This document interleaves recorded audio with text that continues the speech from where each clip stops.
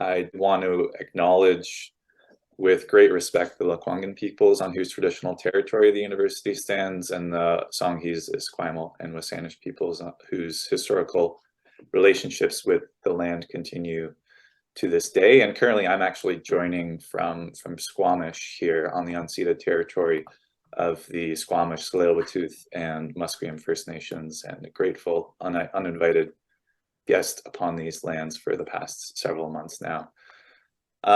So before we actually get into the talk itself, we're going to hand things over to Vic, who's going to give us a brief introduction to this group, the discussion group, and our hopes and dreams for some future events. We're hoping that this kind of kicks off a series of discussion group events, because we've been kind of on hiatus for a little bit during the COVID pandemic. But Vic, do you want to give us some history on this group? Sure, thanks.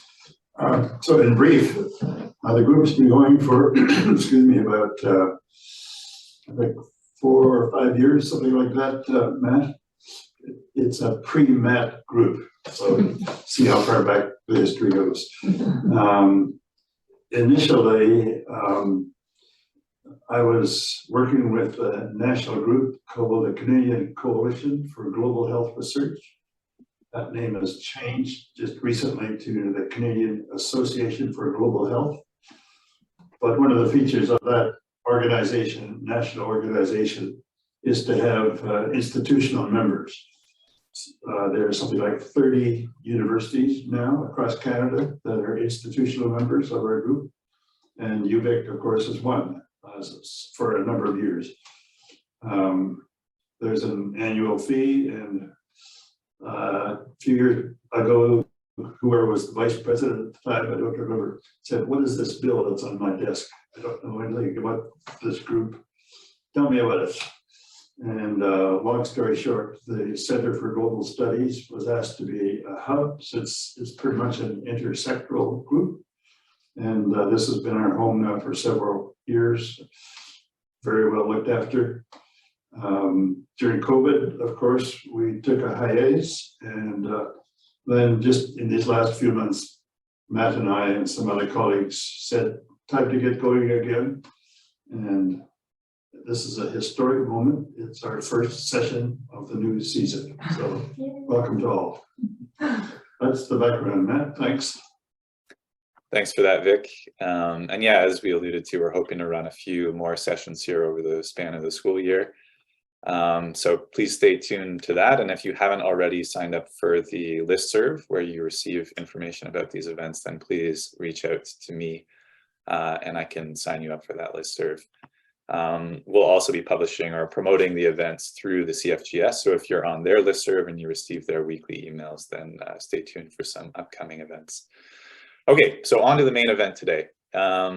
We're joined by Dr. Jutta Gutbrlet, who is from a professor in the Department of Geography at UVic. And Dr. Gutbrlet conducts research that is participatory in nature on sustainable resource management. In particular, she emphasizes work on solid waste management, often in the global south. So she does work with recycling cooperatives, mostly in Brazil, but other countries as well across the global south, and promotes participatory action research through her work. And if you're unfamiliar with PAR, or participatory action research, it's an approach that kind of centralizes research participants throughout the entire research process, from priority setting all the way through to knowledge mobilization.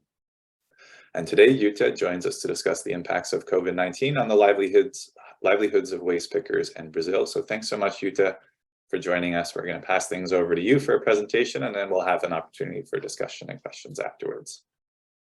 Okay, thank you very much. I'm very honored to be here and to speak to you, and thank you for coming in person and also joining online.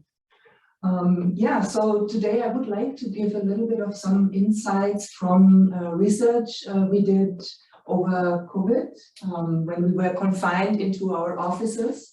We couldn't travel, we couldn't do in-person research, but we wanted to keep up our contacts and our relationships with the partners we have established for many years.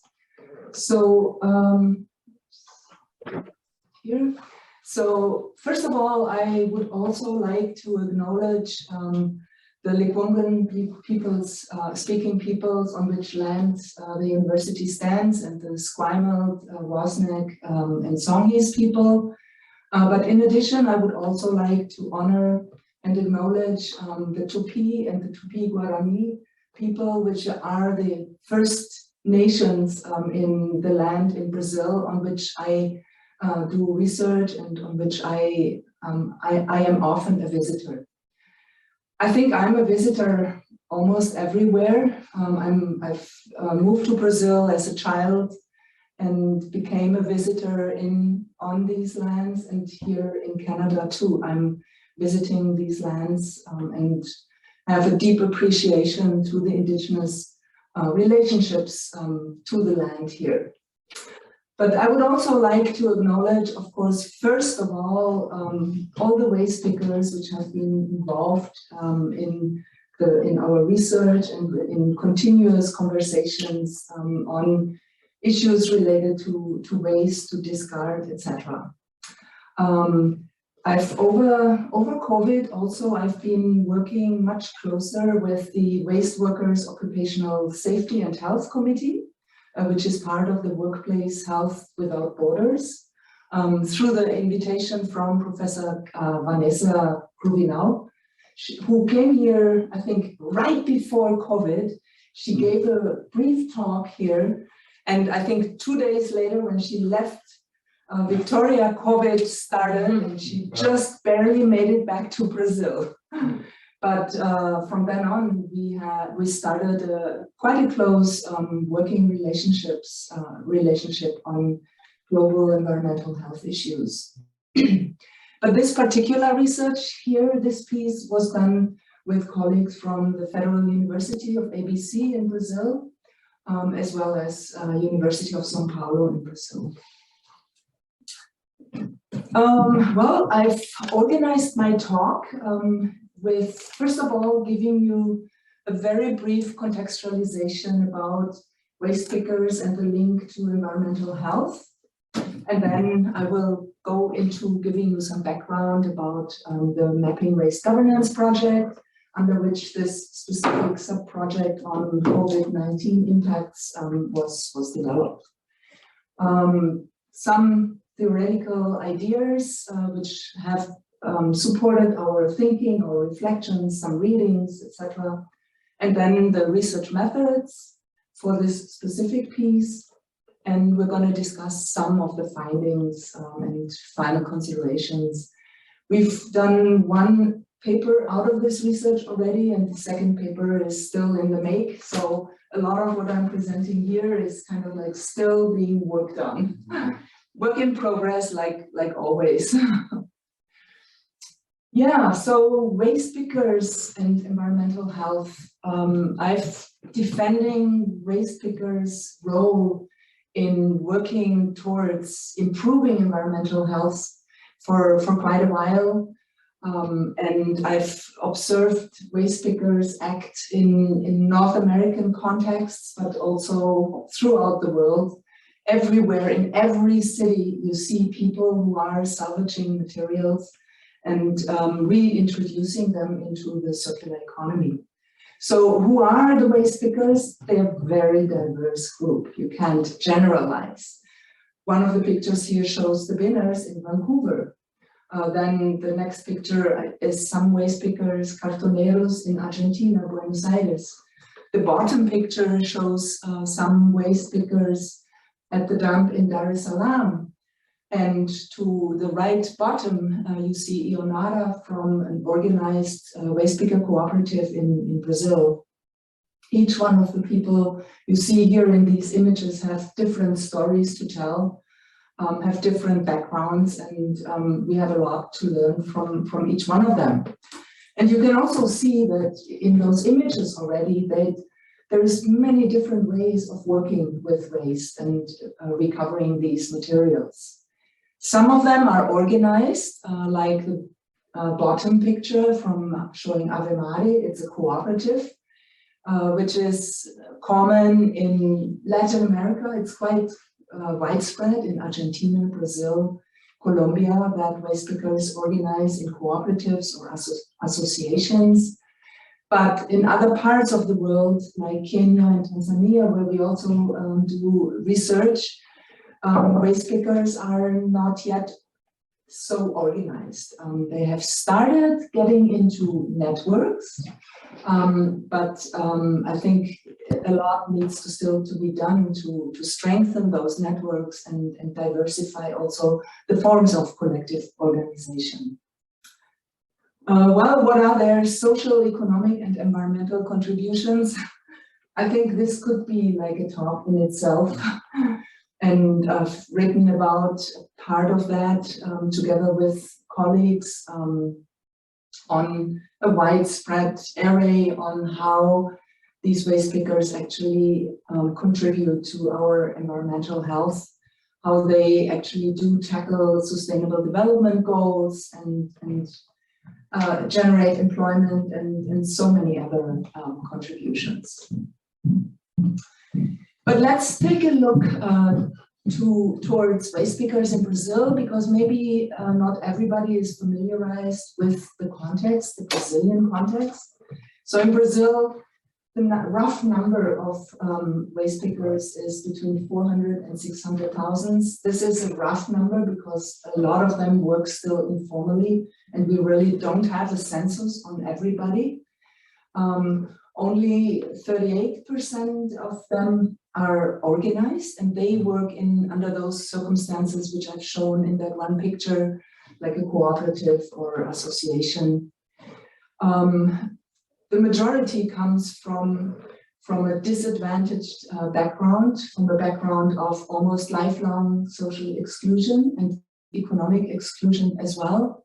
The majority are descendants from the former African slaves, and a significant part of them actually still did not have access to literacy, to access literacy skills, and only a small proportion is able to finish high school, and even some of them, very small amount of them, are now also at university, and I think that's a great success, seeing those individuals struggle, and it's a lifelong struggle for them to be able to access education. But hopefully more of them will make it and transform the system. So as I said, most of them, they still work in an autonomous way as a family or in the streets or on waste dumps. And under those circumstances, you can envision that it's a lot of poverty, discrimination, stigma, etc., what they are exposed to in their everyday life experience. But those who are organized, it also reflects in their income. They have higher income. Most of them make it to the minimum wage, which, if you see here, it's very small, 325 Canadian dollars to live in the city, in a metro city like São Paulo, is very tough. It's very tough to survive. That's for what period of time? That's per month. per month. Yeah, that's the monthly income. Well, Brazil is a unique situation in terms of having had a background of political support for waste pickers, particularly during the several phases of the Lula government, the Workers' Party. And under those circumstances, a lot of legislation also has been changed to include waste pickers. It is a recognized profession, waste pickers, and in the national policy, the waste pickers are deeply contemplated as key actors in recovering these materials. The waste pickers representatives from their movement were actually part in writing that legislation. And but of course, it depends always on the political will at the local level, whether they apply that legislation. There's also more and more data now available through census. The last census data, unfortunately, was done 2008, so it's not very new. And also the annual listing of social information, which is run by the Ministry of Economy. There is some data available, but it's still very, very scarce, data on waste pickers. I also wanted to highlight that there are municipalities, the ones I've outlined here, for example, Barueri, Diadema, Londrina. These are cities which show political will, where the waste pickers are active participants in the local system, and they also have put forward very progressive legislation to look at. Yeah, and last not least, and this will come up during the talk as well, we have to mention the national movement of waste pickers, which has quite great influence amongst the autonomous and organized waste pickers in Brazil, and also internationally. They are a key player in organizing waste pickers internationally. Some more background to understand the situation here. It shows you really how the majority actually of the waste pickers work informally, and this is data from work done very recently with 281,000 waste pickers. So it's quite significant, the data coming out of that research. And here also you see again some of the information I highlighted earlier in terms of their educational background, etc. And yeah, we see that the large majority, actually, women and men, have only some primary education and they're completed. But a great number of them are actually really disadvantaged with not being able to access information and further education as well. Yeah, so a couple of words on the social and environmental contributions from the work of waste pickers. Well, they divert these materials, and oftentimes they are the only ones who do that diversion in the country. And so the recycling industry actually heavily relies on waste pickers to get those materials. And they actually represent a true circular economy from below, but are not recognized. And in conversations and dialogues about the circular economy, usually they are not heard. And even in academic circles, often they are not included in the decision making and knowledge generation around the circular economy. We've done some work also on demonstrating the environmental stewardship and environmental education role waste pickers have, particularly when they are organized. They are the ones who talk to the households, who go door to door, who collect materials, and who can speak to the household members and educate them about better separating and other issues related to waste and environment.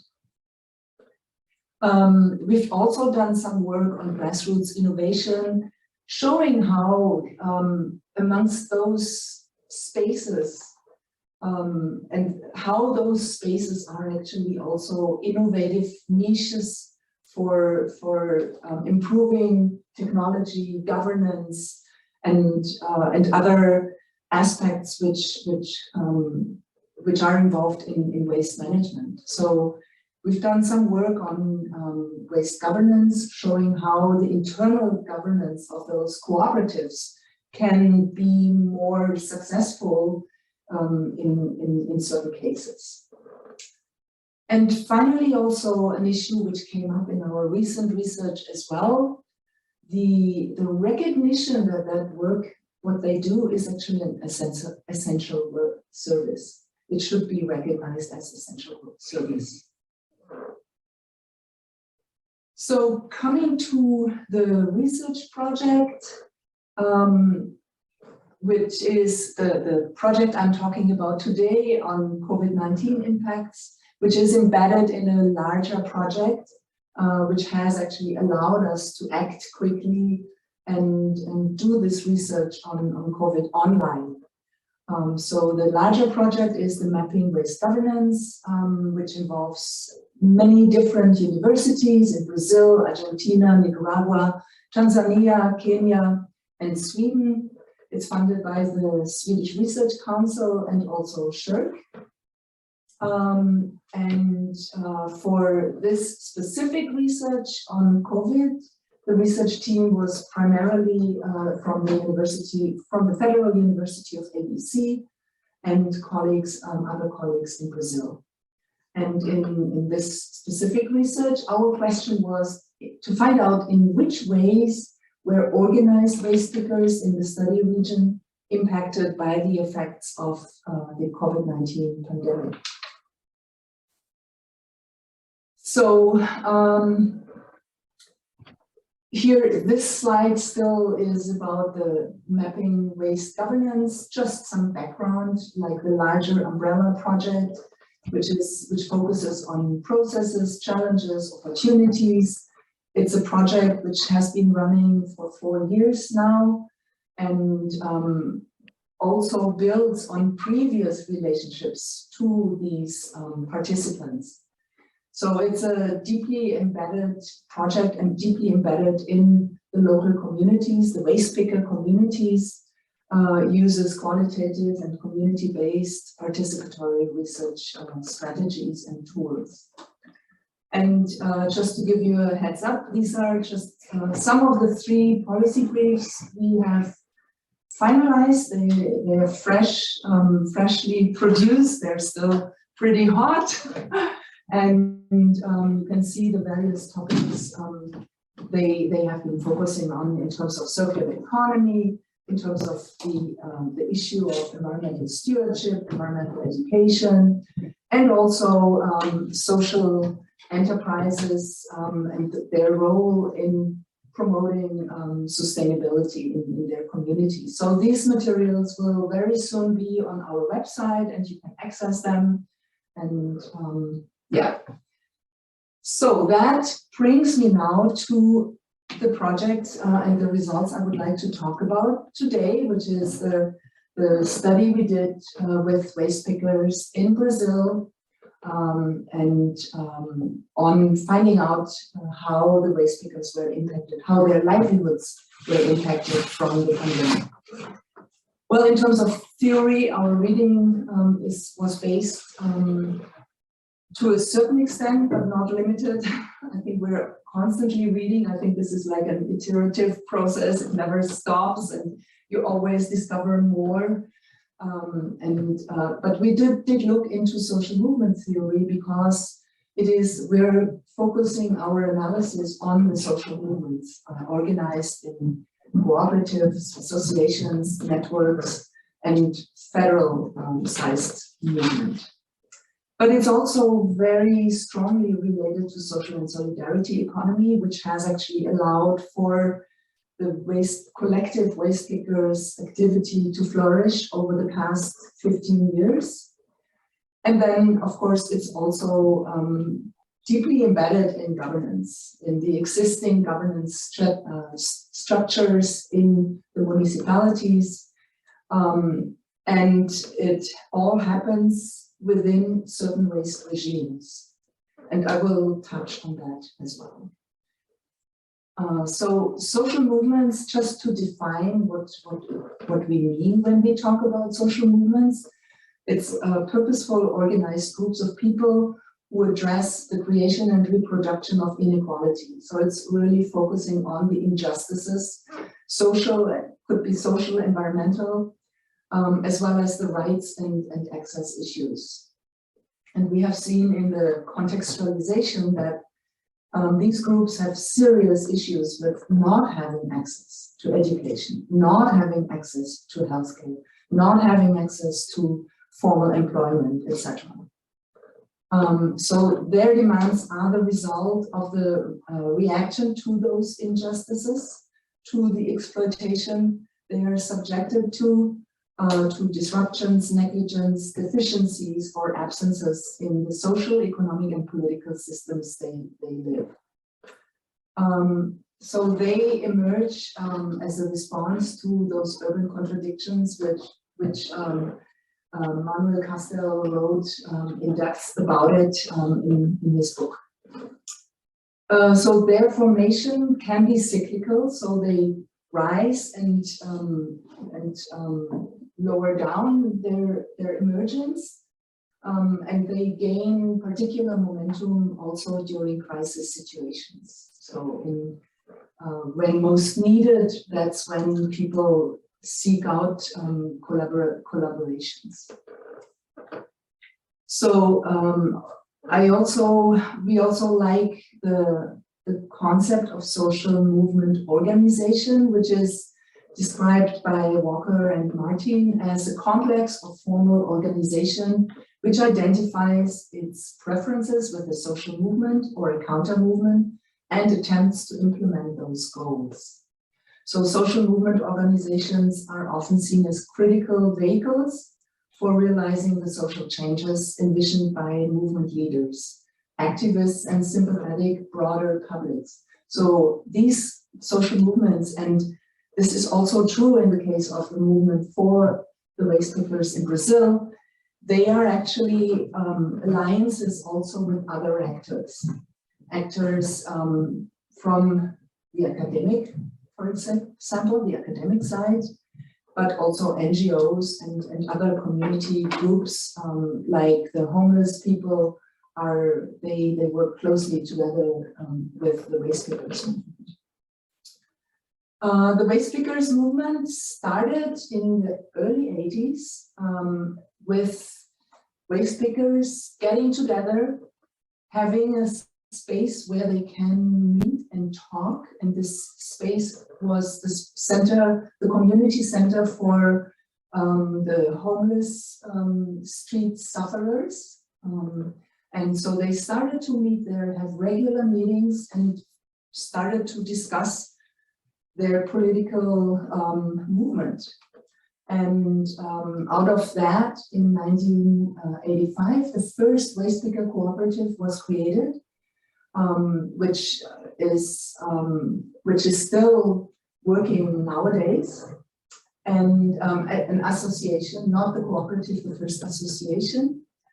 And they also got very engaged and organized a manifestation during the late 80s on a manifestation for freedom of circulation, which basically means that at the time local governments were heavily combating waste pickers and them being the waste pickers and them circulating with their carts in the city. They were seen as a nuisance, were combated, were stigmatized and fined for just doing their work in the city with collecting their machines, their materials. And at the end of the 80s, then the first waste picker cooperative was created, Copa Mare.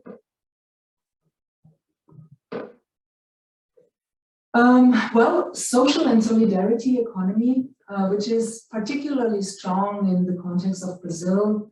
During the Lula government, important structures, political structures were created and financing mechanisms were created to support the initiatives also of the waste pickers, the organized waste pickers.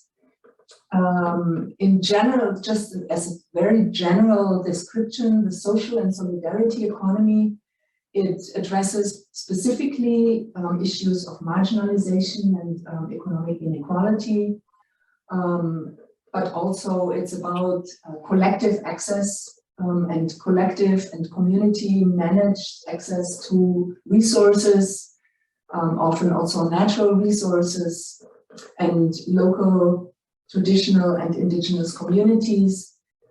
It creates synergies between different actors and it also, of course, generates workplaces and supports livelihoods, as a primary objective.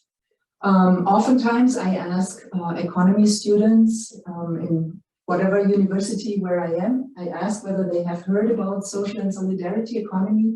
The majority has never heard about it. They don't know that concept. It's not taught at universities, not widespread. So yeah, that pyramid kind of gives you some of the keywords which represent the social and solidarity economy. Sometimes you might hear it as social economy, that's more in the English-speaking context, and solidarity economy more in the Latin-based languages. So in Brazil, it is known just as solidarity economy.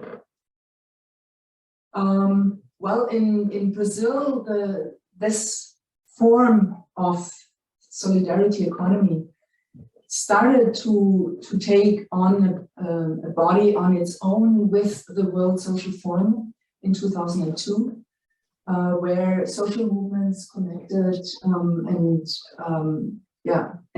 made the social and solidarity economy more visual, more seen.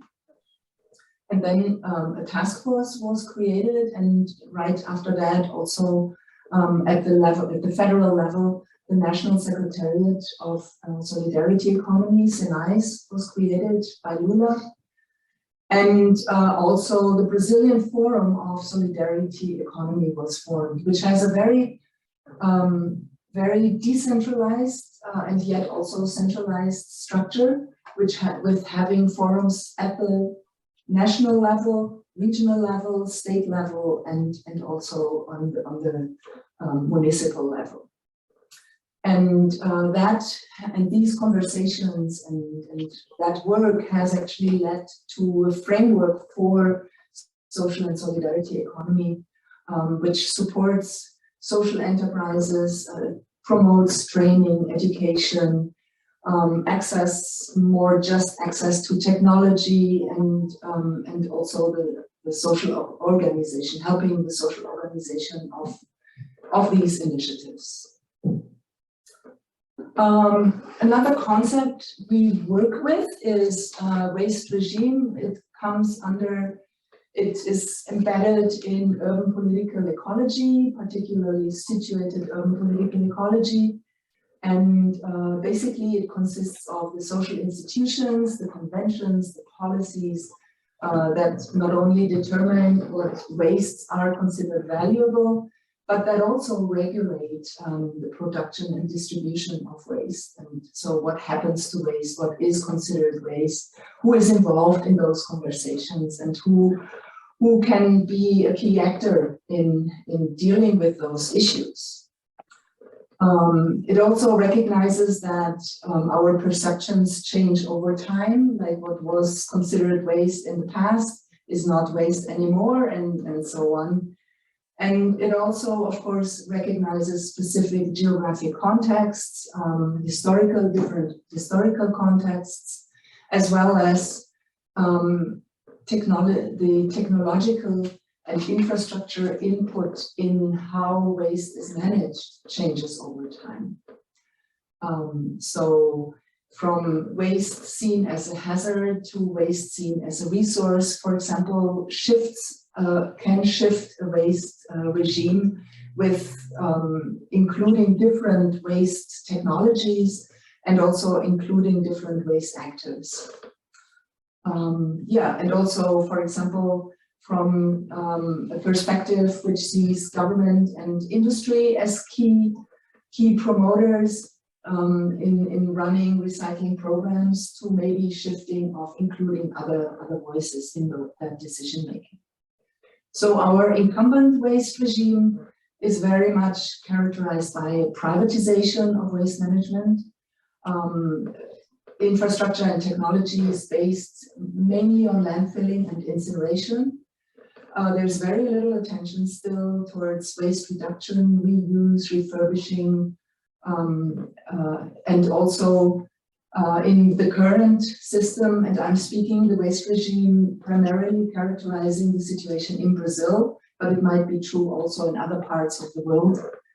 So in Brazil, the current system, in that system, it is the formal and the informal waste pickers who do the recycling, who do the recovery. The transition towards a new waste regime is, we envision the socio-productive inclusion of waste pickers. And that's where the dialogue of the movement is directed towards. That's what a lot of the academic research is directed towards.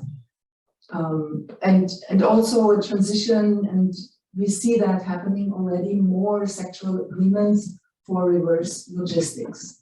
But they are a tricky field because not always are the outcomes fair, not always do they include the key players in the decision making.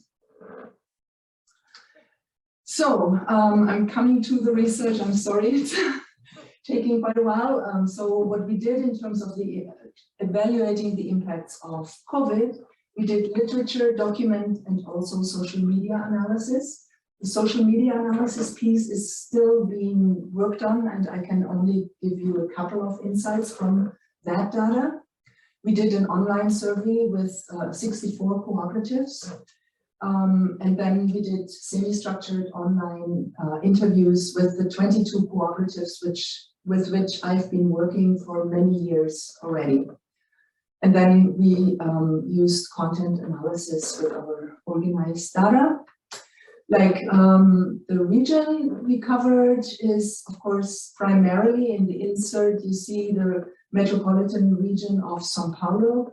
That's where most of the cooperatives, which were part of our research, are located.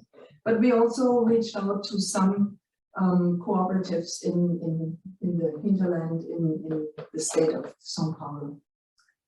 From the document analysis, we also saw that waste generation during the pandemic varied in the various municipalities.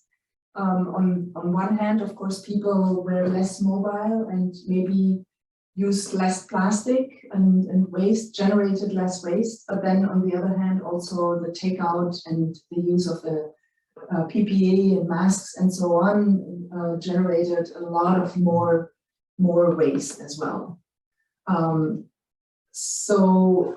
And then, yeah, also in terms of the COVID infection, we found some data on COVID infection rates, and the data shows that that cleaning workers, like that waste pickers were 5.4 times higher affected than even the waste collectors or waste cleaners. And also the death rates was much higher than the average in Brazil. Then also the price changes, which directly impacts, of course, the livelihoods of the waste pickers. There was a steep decrease in the prices for the materials they could get, which then is reflected in the next numbers shown here in terms of the income level. Like 60%, almost 60% had much less in income, and this means they were already living at the edge, and without that income, situation became really a crisis situation for them. Now, from our survey, our own survey results also showed that the federal emergency aid was the most comprehensive support waste pickers could get. But that means those who have access to internet, who can fill out the forms, and who are reachable, which many of the autonomous waste pickers, they are not reachable through those means. So that support helped maintain the waste pickers, but it was a very short duration, 2 months, and it was very had an assistance character. It did not really it did not help them adapt to those new situations. We have been for about 10 minutes left. Yeah. You want to go to your conclusions, and that'll give us a bit of time for a discussion. Do you mind? Yeah, of course, I can. Yeah, I had, so Okay. Yeah, so basically, wrapping it up, the key findings from this research, what we found particularly in the interviews, and I have some quotes in the presentation, which I can later upload so you can see them as well, but they attest that it so depends on the local government whether there was political will in supporting the waste pickers. And if that will was not present, then their situation was primarily depending on other networks supporting them. From their findings, the waste pickers, actually the situation which was clear for them before the crisis became even more crystallized with the crisis, that they are unheard, that they are not recognized. And that creates a great frustration amongst the waste pickers to not be visible.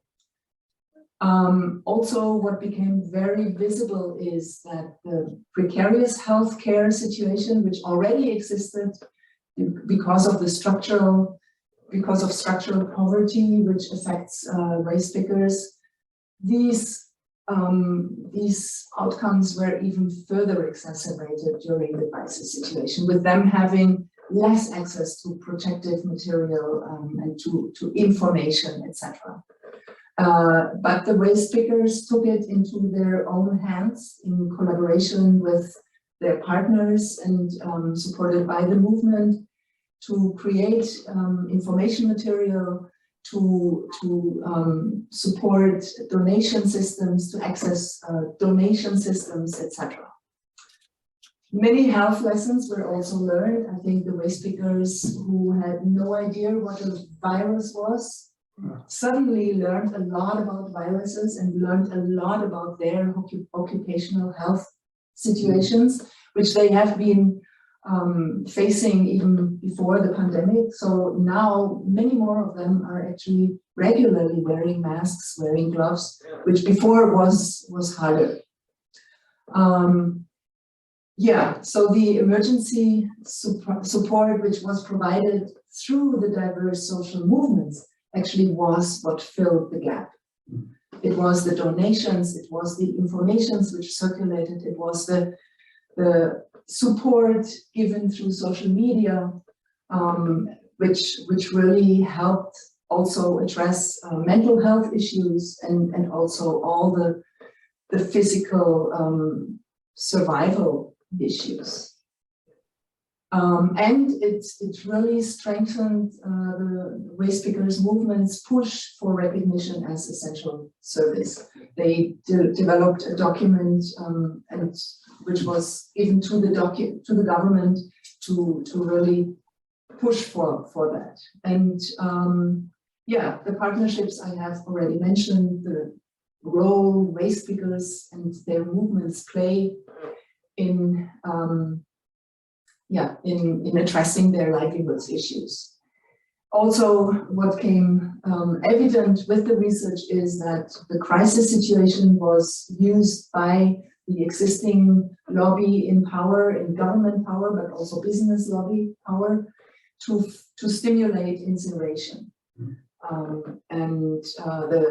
Over that period, the federal government openly favored further privatization and public-private partnerships for infrastructure building.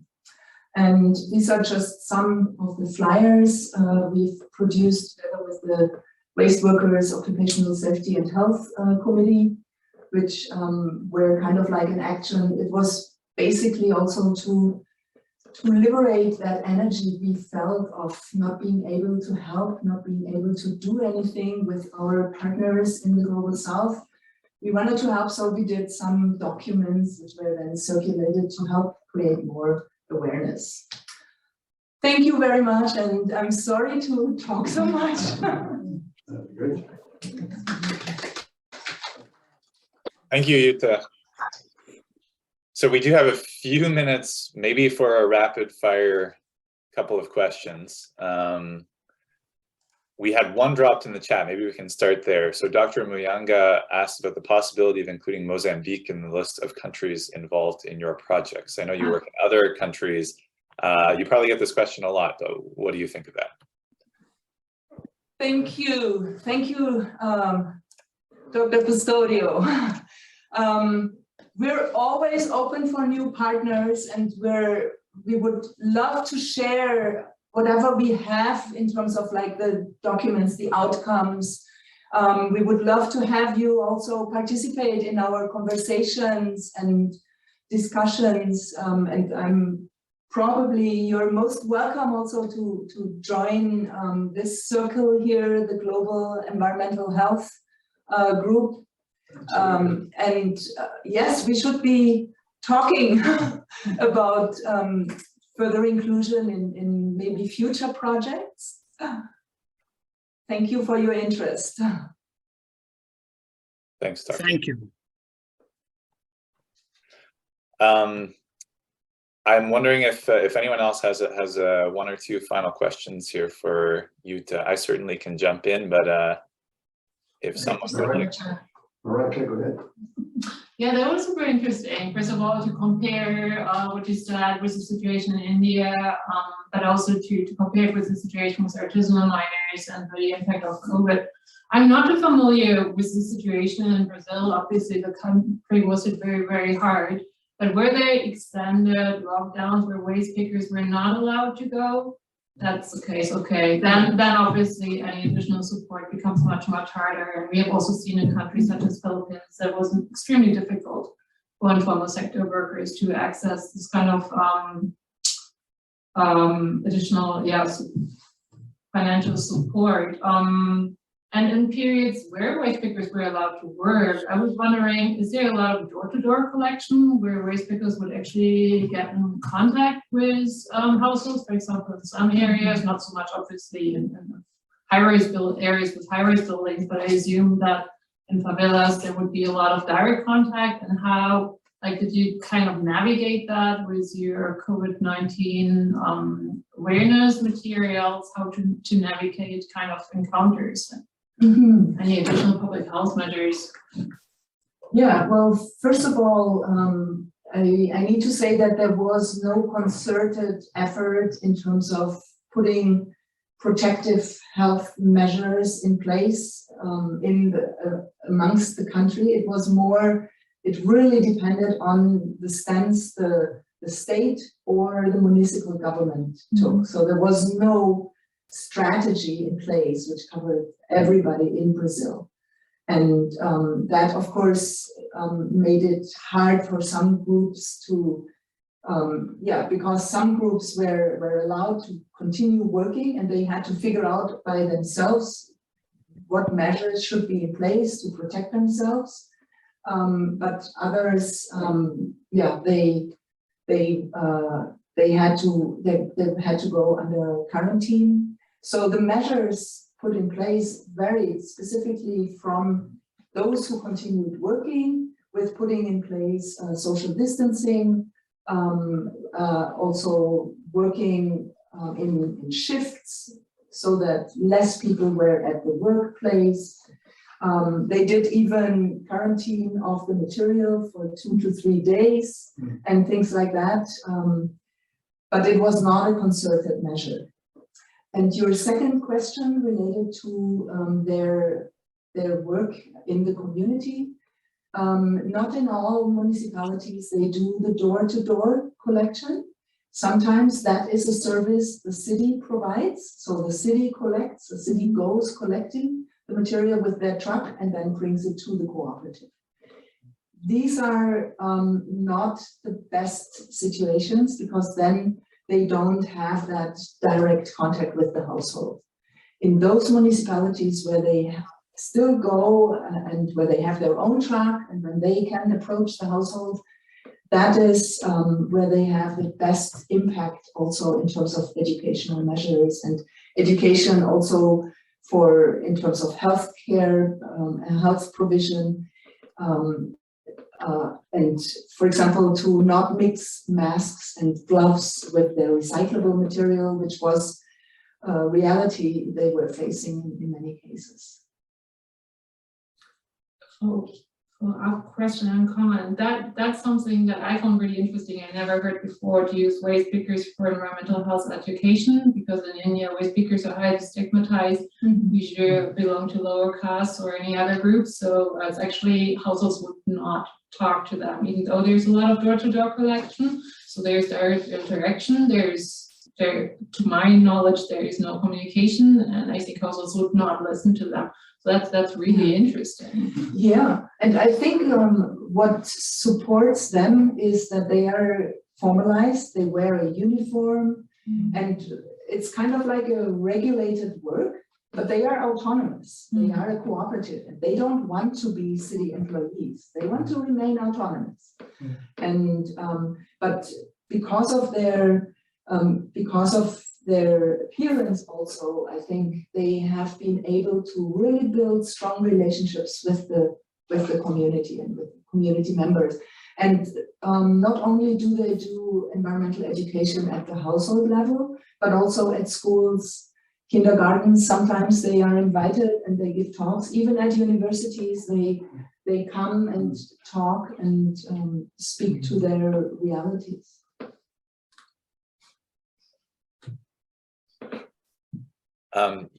Jutta, I have a question, and recognizing, I mean, if people have to leave, by all means, and we really appreciate your time, all of you.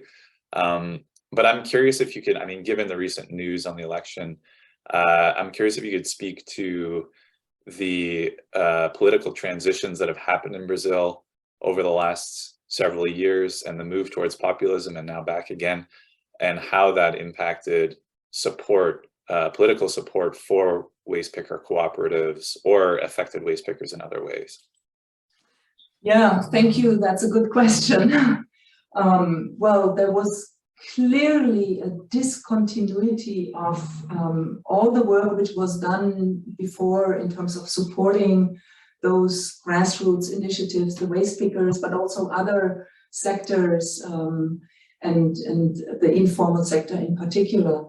Well, with Bolsonaro, under the Bolsonaro regime, the social and solidarity economy was dismantled. The funding lines, which were pretty significant through the Qatar 40 program, yearly programs of making funding accessible to waste picker cooperatives, to buy infrastructure, to do capacity building and other measures, that was suddenly gone. And so hopefully now with this transition back to a more democratic government, we will see a rebuilding of these structures. Although I do know that dismantling happens in a week, you can dismantle, but to rebuild requires more effort. So I think it will require a little bit of time, but I think people are really motivated. Those 51% which voted for Lula, I think those people are really motivated and engaged, and I think they will be able to improve the situations. Yeah. Thanks, Jutta. I just want to say I feel excited. I'm really interested in changing social relations, changing power relations. I feel excited for thinking about the role of the university or government in legitimizing knowledge, or say waste pickers' roles, and the way that changes the public perception. So, just that is such an exciting role for scholars and academics to be uplifting these people who otherwise might be marginalized. Because I love that even for people who are unhoused, they don't necessarily want a home, right? They want shelter on their own terms, they want sovereignty, they want respect. Same for waste pickers, in terms of what their needs might be on their own terms. And yeah, thanks. Could we ask you to introduce yourself? Sorry. Oh, I'm sorry, because I have a relationship with you. I'm Christine Todd. I'm an international student from Aotearoa in New Zealand. I'm working with Yuta in the CESE. And your friend? Hi, I'm Danai. I'm also a graduate student at the geography department. Dr. Garber is my supervisor, one of my supervisors. Yeah, sorry we're late. We were at another meeting. Welcome. Thank you. Nice to meet you. Yeah.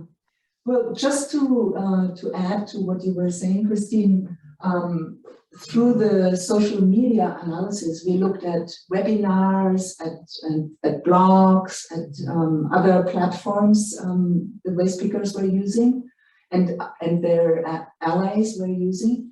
And there was such a surge of issues and discussion platforms which were not there before. And so I think that the positive outcome from the pandemic was actually that many people went into those chat rooms and participated in webinars, etc., and which then also multiplies the access about the information about the race pickers.